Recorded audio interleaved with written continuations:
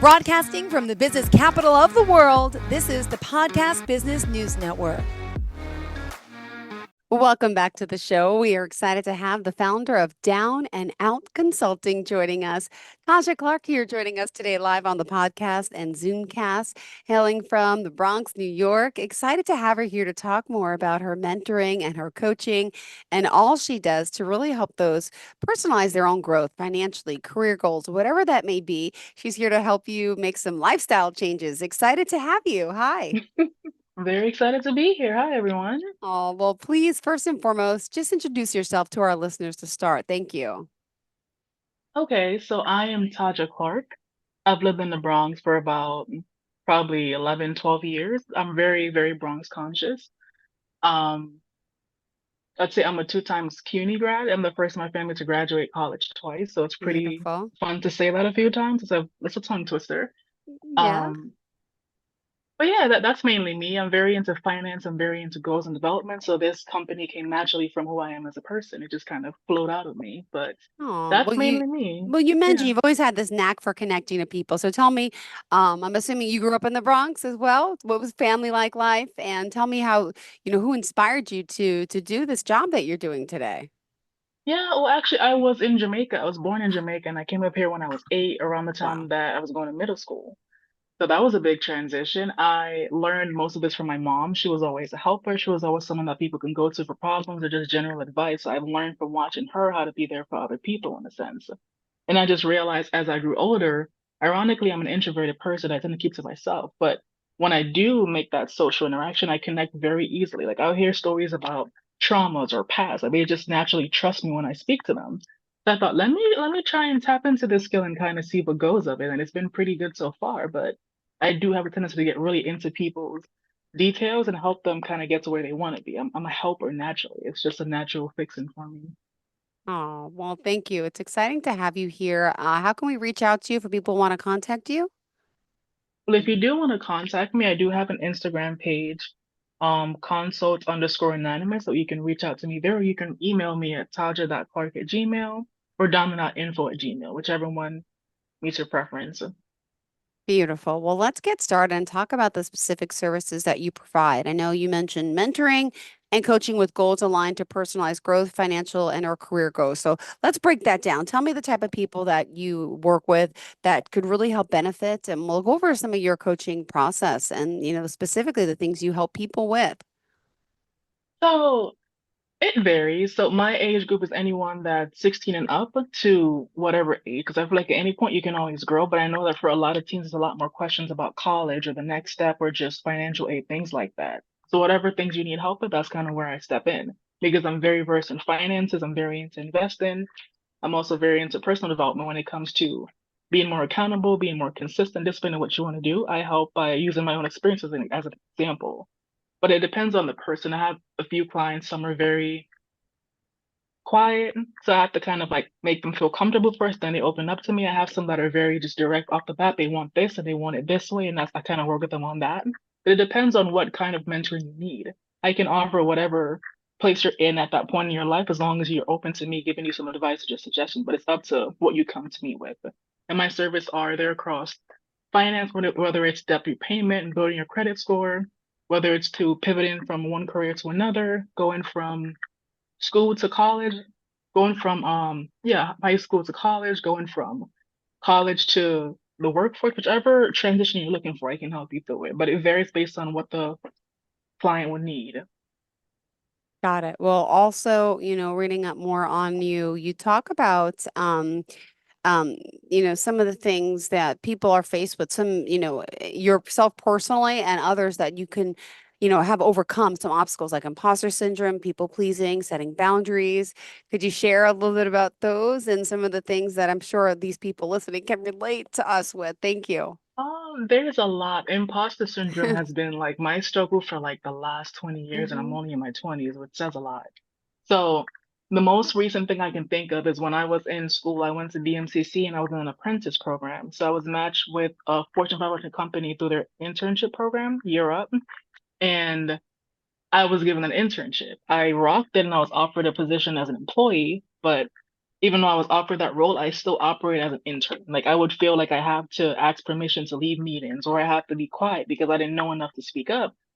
And it got to the point where I started to look into a master's in finance that I have no interest in just to prove that I belong in the role that I was in. So it took me being vulnerable and talking to my manager. Like I went to him and his first question is, why do you feel like you Mm-hmm. don't belong? Like I saw something in you and I got you this job here. So you have value, you've proved your worth, but you don't feel like that. And we broke down kind of what kept me in that mindset. And it was a matter of how I saw myself. In my family, I'm the black sheep. I'm the first to go to college. I'm the first to have a lot of these experiences. So there was no one to compare myself to. So it didn't seem like an easy transition in my perspective. But it took me talking to people, kind of putting myself out there and being open to what I can learn to realize that we all have a bit of imposter syndrome. No one feels like they belong everywhere that they are. And that's kind of the process. It's a matter of realizing that you do deserve to be there because if you did it, you wouldn't get that job. Like people liking you is a lot, but not enough to pay you for not doing your job well. Like if you're in that role consistently, you've done something to earn it. But I think that's something I had to learn to kind of grow past. And I got better at it by going to events, talking to people, and ironically mentoring incoming class from the program that I was in. But that was a big help for me to kind of get past it. I do have my phases now when I get a new big project and it's something I haven't done before. I feel like, is it really for me? And I'm like, you know what? At this point, you got the product, Mm-hmm. you earned the trust, you can do Yeah. it. Like it's a not just rock it, just fake it until you make it at that point. But yeah. And the work you're doing, are you working with men, women, any age range? Could you share a little bit about that? The typical client? So for right now, it's mainly teens to young adults early in their careers. I haven't had a client that were older than me as of yet. Um, the main focus, from what I understand, is always transitioning to a new field, feeling like they belong in the spaces that they work in, and just Mm-hmm. how to make an impression to get a conversion or just make an impression in general so that they're remembered when they come back and apply for a full-time position.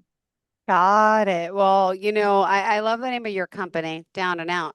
Can you share the backstory behind how that happened and tell us your experience? I know you mentioned something in your notes about going through the pandemic, and I think everyone was down and out, right? Yeah, that was a pretty tricky time for me. I remember I was still in college. I haven't completed my associate yet. I was still trying to figure out what I wanted to do in life. And I was working at a company at that time through the program that I mentioned, and they offered me a contractor role, and it wasn't a good fit. It wasn't an environment that I felt comfortable with because it was a lot more professional, where I was a bit more relaxed around certain things. And we had to wear this giant professional outfit in the middle of summer. Like I'm talking full black, blazer, shirt, pants the whole day, and that was a little too much for me in the heat. So I negotiated my own role with another company, an insurance company, and I was very proud to have done that myself because I was a bit shy at that time.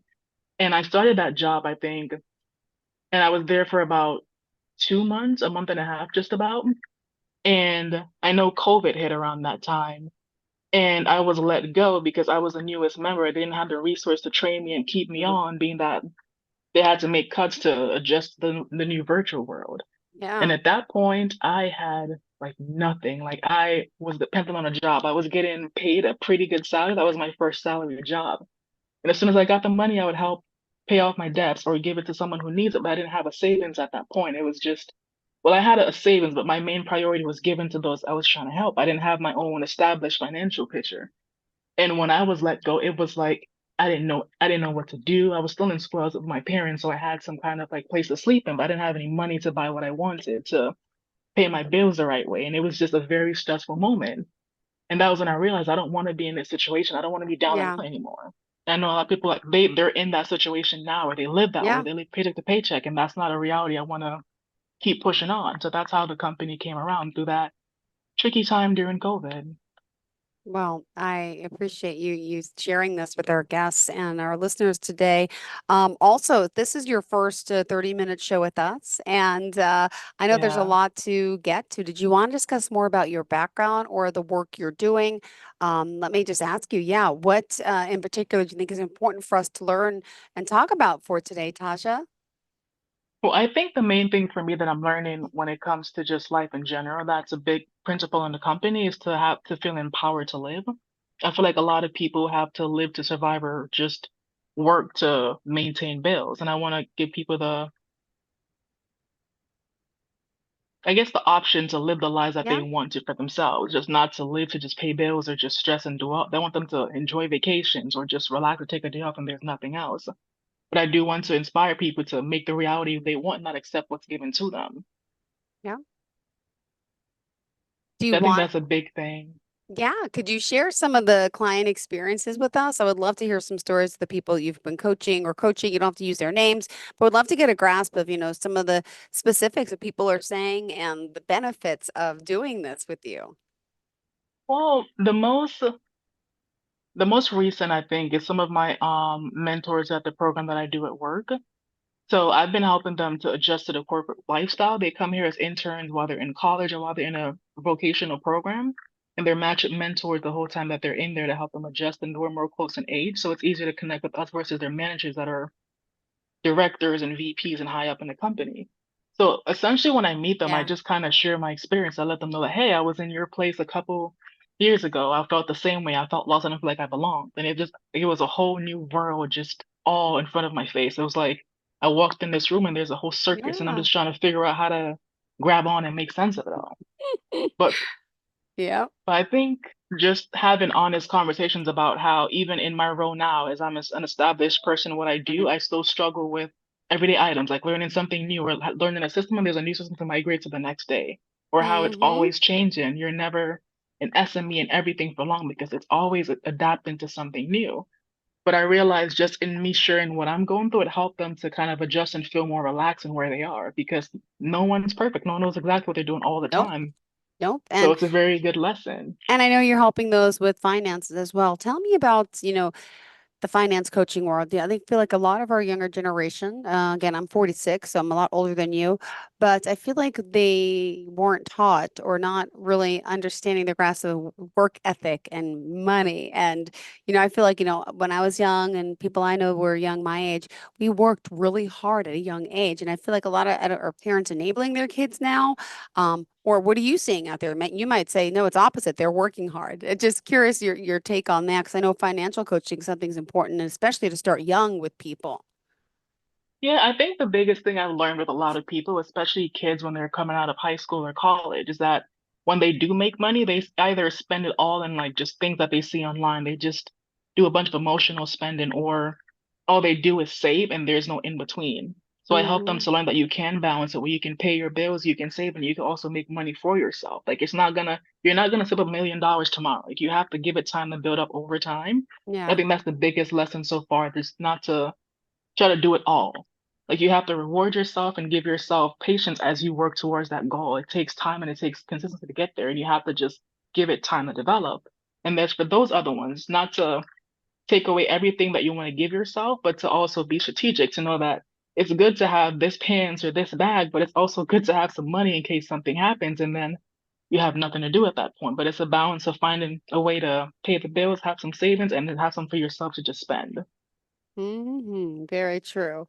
And, with schooling, with education and student loans, I mean, what do you advise people to do? A lot of not everybody has money to go to college. So how do you advise them with that said? Because education is also important. Absolutely, yeah. So I know a lot of kids that are in school now with student loans and things of that sort. So when I was in school, just from my experience, I didn't have any loans. I had a bunch of scholarships and I had financial aid that covered my need. But for a lot of the friends that I do, I help them to pick the least I guess, aggressive loan and Hmm. advise them to pay it off while they're in school if they can. To make a budget, try to get the balance as low as possible before you graduate, because as soon as you do, the interest will hit. You have about a year or so. But I think give them advice that like just to have a plan to get rid of it, that it's not a debt. Like if you need loans, that's okay too. But just have a plan for them so it doesn't just kind of catch you up when you're not expecting it. Got it. Well, at this time, we got to remind everyone how we can reach out to you. Would you mind sharing? Yeah, so you can find me on Instagram. My name is consult_anonymous, and you can find me there, or you can find me on my email, taja.clarke or downandoutinfo.com at gmail.com. Perfect. All right. And if someone does want to work with you, let's describe the process of the coaching process. How does it work? Well, my process is a little bit unconventional. I like to just get to know people. So whenever I meet someone, we usually talk through Instagram or email. I'll set up an introductory call. It's usually free. I just want to kind of get to know you, see if we blend well, what you want, if I can address that need, and if we do, then we move forward. But the first session is usually free. We just talk, we get to know each other, we get a feel, and then decide next steps. So you just reach out to me on Instagram or email, and we just talk about a schedule and time that works, and we go from there. Perfect. And, what's the most valuable lesson that you've learned in life so far at your age when it comes to coaching and helping people along the way? What would you say? I would say the hardest lesson I had to learn is that you can't help anyone, well, everyone, because Hmm. I've met a few people that I've listened to their stories, I've heard why they want to move on because the why is very important for where you want to achieve the goal. That's what keeps you going whenever those days just make you want to quit and just sit down and just not get back up. Yeah. But I learned over time that being a coach sometimes is being the person that just lets them do. Like they have to do the work themselves. I can tell you what to do, but you have to be the one to execute it. And I learned to kind of take a step back sometimes and let them go through the process themselves and come back when they're ready to move forward. But that was a very hard lesson to just watch them sit in that situation until they felt enough to move on from it. Got it. All right. Well, also here as a coach, people may want to know, well, what sets you apart? What would you say makes you unique? I would say the thing that makes me unique is my goal is just to help and get people to where they want to be. My goal is not to have numbers or statistics or high value when it comes to money. I just want to help you to get there. My thing is I'm very invested in you and what you want for yourself. It's all about you and where you want to be. That's my focus is you and your needs. I think that's set me apart because my interest is solely you and your well-being. Yeah. Perfect. And as far as the coaching process, do you offer like a 6 month, a 3 month? Like, how do you know exactly what somebody needs? So I offer a 3 or a 6. It depends on the person Oh, as well. I ask them what their timeline is, what they're looking for, if they want an aggressive situation, if they want something that takes time, and we schedule the meetings based on that. Like it's mainly we have more of a session count rather than a timeline because some people want to shut your sessions out like monthly versus every week for 3 months or 4 months, but it depends on how many sessions they need and we go from there. So we have about a 5 session plan, we have a 10, and we have, I believe, 20. And you just pick which one works for you at whatever frequency makes sense to your timeline and what you want to achieve in that time. I love it. And availability wise, and accountability wise, right? So is this, Yeah. do you work weekends too, night times and all? I do work weekends and after hours mainly. But yeah, so not during the business hours. That's when I do my other occupation. But after hours from 4 to 6, and then weekends from 12 to 2, I'm available. So Perfect. All right. Well, also as a coach, you're here joining us to talk about this work you're doing. You're based out of the Bronx, but virtually you're helping people all over, right? Are we worldwide, nationwide? we're still local to New York City right Okay. now, but what we have aspirations to go beyond that. And are you helping others, empowering them as mentors as well? And who was your mentor?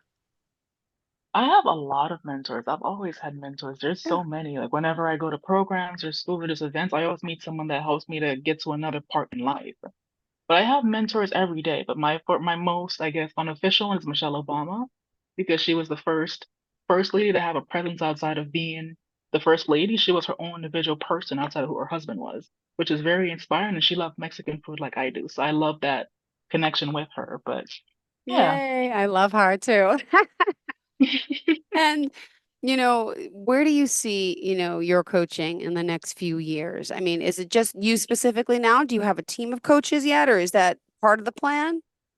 For right now, it's just me, but I do hope to expand to additional team members so we can have more of a team to rotate between. It's very hard to schedule just one person across people. So it'd be nice to have different flavors, different personalities that can mesh with other clients potentially. Great. Well, we still have 5 more minutes left in your show. What else in particular do you want to share?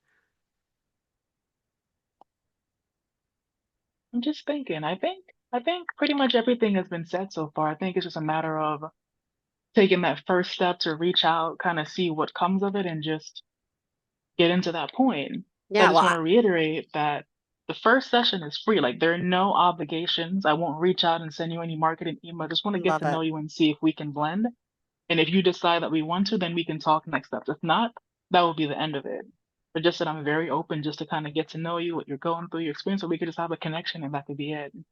Got it. Well, I would love to hear some more stories of the people you're helping, if you don't mind. It's always great to hear others, examples and see what they're going through and how you're able to help solve the problem. Yeah, I'm trying to think of someone now because I've been with so many people that have different situations.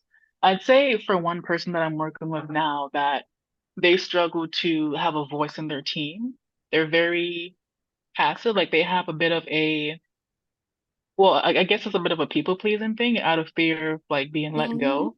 So they're a lot more open to opportunities more than they should be, to the point that they drive themselves to a burnout.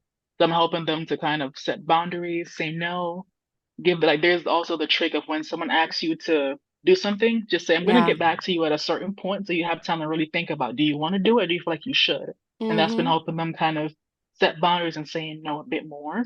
We got down to I think 2 no's a week, which is pretty impressive, but just stuff like that. It's been pretty good to just watch the recovery and watch things change over time. But I think they're a lot more firm in who they are. May still Yeah. have some more way to go, but I'm seeing the progress. It's very inspiring to see. Well, you clearly are very passionate about, the work that you're doing, and you love it, which is great to hear. Yeah. Any time, I mean, since you have all this knowledge behind you, what about like writing a book? What about, do you have any other goals in mind as you continue to coach and grow?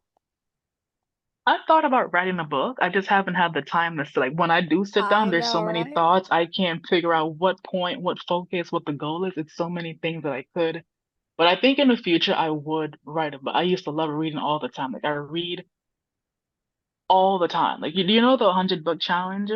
I've heard of it. I've never Oh, you done it did? though, but yes, of course.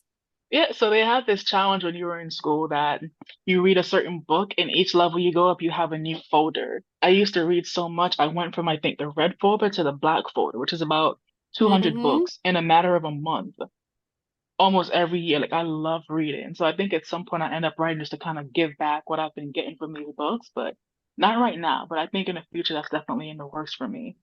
I love it. I love hearing that. Well, let's remind everyone all the ways we can reach out to you, please. Oh, absolutely. You can find me on Instagram at consults_anonymous, or you can email me at downandout information@gmail.com or taja.clarke@gmail.com, whichever one works for you. Right. And did you have a quote or any words of wisdom or inspiration you want to leave off with your listeners today? I would say don't accept the life you were told to have, just create the one that you want instead. And that's so true. It's time to start creating. And just curious, do you have any other tips for us on a daily basis? Positive mindset, waking up early. Any advice you would give your clients? Give us a little tidbit. I would say for me, just because I've faced burnout a few times, there's a powerful shift when you go from I have to versus I get to. It switches your mind, it gives you opportunity, and it helps you to appreciate what you're in. And the gratitude helps you to move from being sad and angry to just thankful and a lot more stress free.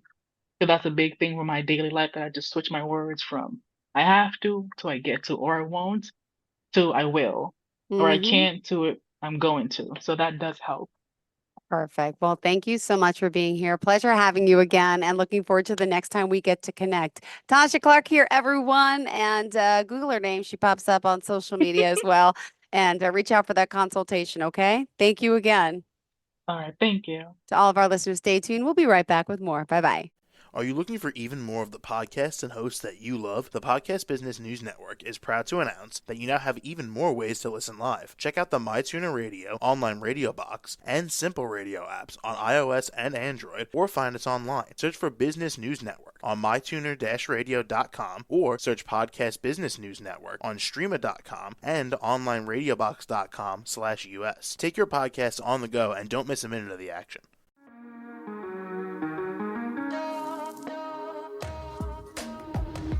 Broadcasting from the business capital of the world, this is the Podcast Business News Network.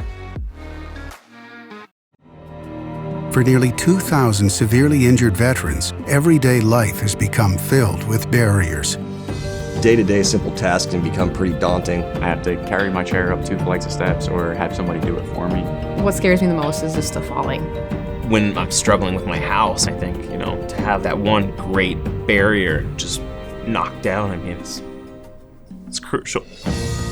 Home for Our Troops is a wonderful nonprofit that builds a mortgage-free, fully adaptive, handicap-accessible house. And there's no catch. It'll be our very first home that we've ever owned. This is a game changer. This is where your life begins again. We need you to join us in completing this important mission. Please visit hfotusa.org and help build homes and rebuild lives. Because of you, everything's going to be okay.